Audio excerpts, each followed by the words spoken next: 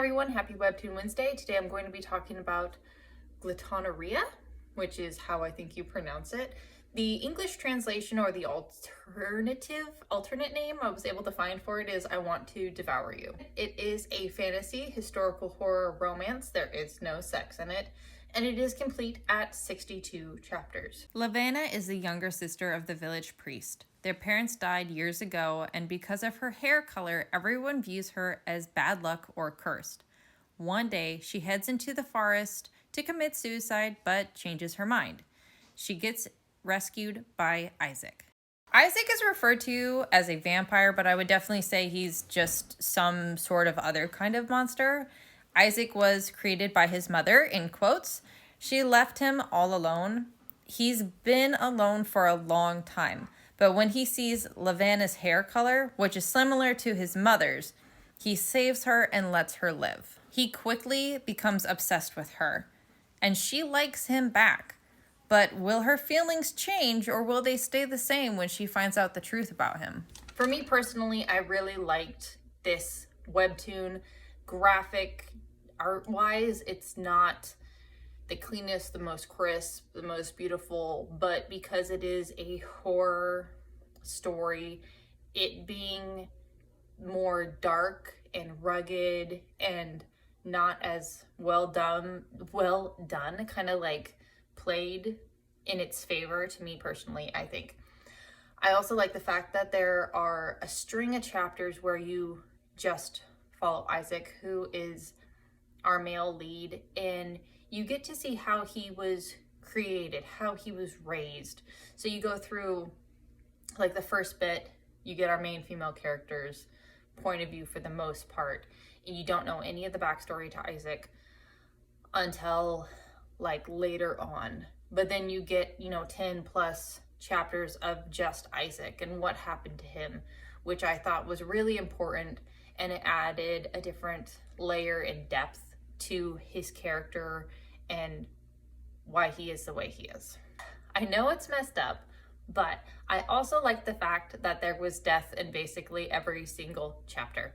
If you're gonna be a horror, I want horror. I want there to be death. I want there to be suspense. I want there to be mystery and blood and guts and people being eaten or devoured or ripped apart. I want that. If it has horror on it, I want something scary. So I'm really glad that they did not skimp out on the death in this webtoon, that they actually did kind of put the pedal to the metal, and people did die relentlessly. Like, I'm glad people died in this one, which, again, I know it sounds morbid, but that's just how I feel. In general, I liked the story and the plot. It's not that I don't read a lot of horror manga or webtoons, because I do. I tend to read more, I would say, zombie. I've read more zombie ones probably than anything else, maybe like a werewolf one here or there. So having this kind of horror webtoon was a nice change. Just what happens to his body physically, because it's tagged as, I think somebody tagged it somewhere that it was a vampire webtoon, and it's not. He is a legit monster, because vampires don't eat the same way he does. It's like his whole head and mouth just his head becomes like a giant mouth, and he like consumes people. So he's not a vampire. So if you're trying to find a vampire romance and you come across this one, because it has the vampire tag, he's not a vampire. So you're probably not going to want to read this. But if you do like a suspenseful horror with like a little bit of romance, you'd probably really like this one. I really enjoyed reading it. This was one that I read within 2 or 3 days because I had such a hard time putting it down. I really wanted to know what was going to happen to our characters and how they were going to, like, what was going to happen to them.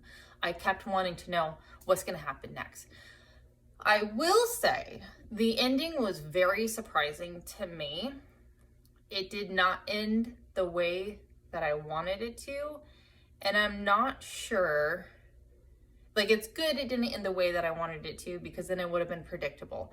But at the same time, I feel like I have unanswered questions, because it kind of leaves it open-ended in a sense where you don't have the answer. I'm trying to explain it the best I can, but it ends it in a way where you're just kind of like, what happens next? But you don't get to know what happens. It just kind of, it's up to your imagination and what you think might possibly happen. Still would recommend it though. Still a real good read. Very much enjoyed every minute that I spent reading it.